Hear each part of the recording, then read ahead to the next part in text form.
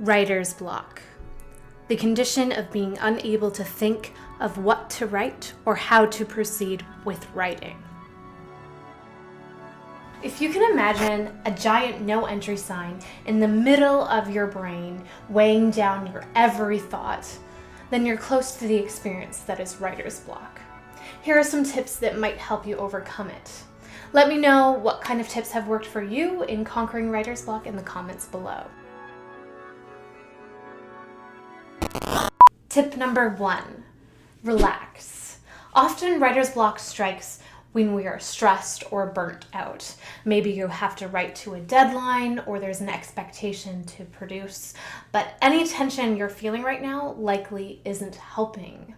So take that time to really relax and do something you enjoy. Just be kind to yourself. When stressed, hormones overload the emotional and motivational part of your brain called the limbic system.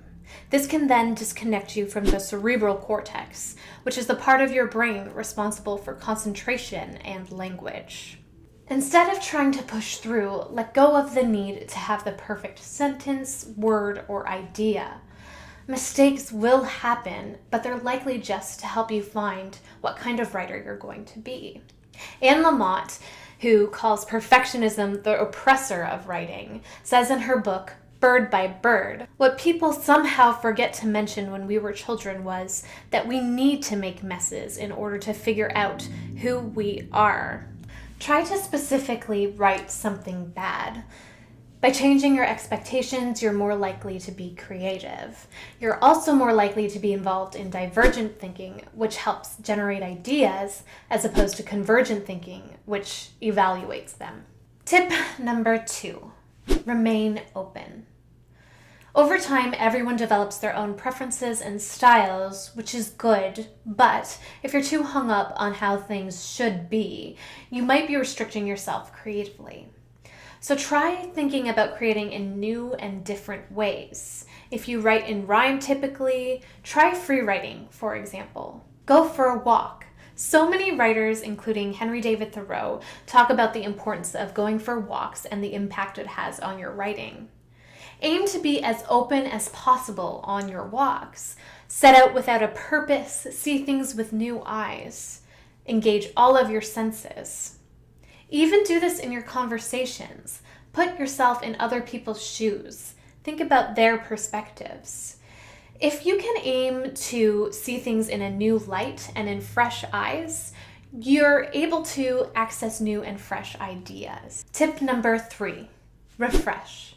Try to think about the reason you create in the first place. Are you moved to express something you feel is important? Do you aim to connect with and inspire others? Whatever it is, tap into that and think about the feelings it makes you feel. Another way to refresh is to look at other people's work, and don't limit yourself by artistic medium. Listen to a new or favorite musician, look at some visual art, visit a gallery. You can even read and pick out passages that stick out and inspire you. And finally, tip number 4, gentle scheduling. Scheduling is a great way just to help initiate the writing process. Some studies show that writers who write regularly have more new ideas, and that regular practice frees up the demands on our working memories. However, scheduling can become an obstacle if it's something that stresses us out. Instead of enforcing a militant schedule, focus on the process and the ritual of sitting down to contemplate with your pen. Free write, brainstorm, anything just to get the ideas flowing. Writing by hand can even help you. It activates more parts of your brain. It sends messages between your motor cortex and the cognitive processes. It can even make you more wakeful by stimulating the regular activating system. To make things easier and more exciting, set yourself a reward, either at the beginning or end of your schedule. That way it's fun. The most important thing, after all, is to have fun. And since different things work for different people, feel free to experiment with other various methods. I'll include some links in the description below, but let me know what you think has worked for you to overcome writer's block.